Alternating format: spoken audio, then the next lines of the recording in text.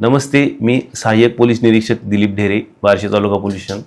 काल दिनांक 26/2/2026 रोजी बार्शी तालुका पोलीस स्टेशन हद्दीतील मौजे कुसळम या गावी सायंकाळी 5:30च्या आसपास एका इसमावरती 3 इसमांनी जीवेठार मारण्याच्या उद्देशाने हल्ला केला होता.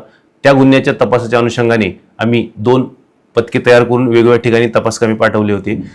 करमाळा परिसरामध्ये गोपनीय बातमीदारामार्फत माहिती मिळाली की सदर इसम फिरत असल्याने त्यांचा पाठलाग केला असता साधारणतः 8 ते 10 किलोमीटरचा पाठलाग करून त्यांना रात्रीच्या वेळी पकडण्यात आलेला आहे. सदर इसमांच्या अंगझडतीमध्ये 1 पिस्टल, 2 रॉड, 1 लाकडी दांडके व 1 कोयता सह मोबाईल, पैसे व 1 पिस्टल आणि जिवंत राऊंड मिळालेले आहे.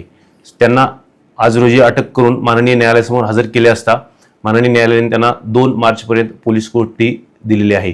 पुढील तपास वरिष्ठांच्या मार्गदर्शनाखाली सुरू आहे. धन्यवाद. त्यापैकी 3 आरोपीपैकी एका इसमावरती 2 गुन्हे दाखल आहेत. हडपसर, पुणे या ठिकाणी. माननीय पोलीस अधीक्षक सो अतुल कुलकर्णी, अप्पर पोलीस अधीक्षक सो यावलकर सर, DYSP बार्शी विभाग सायकर सो यांच्या मार्गदर्शनाखाली PSI वळसने, ASI गवळी, हवालदार मंगरुळे, कॉन्स्टेबल दासरे, बोंदर, हवालदार केकान इथे लोक स्टाफ होता माझ्यासोबत.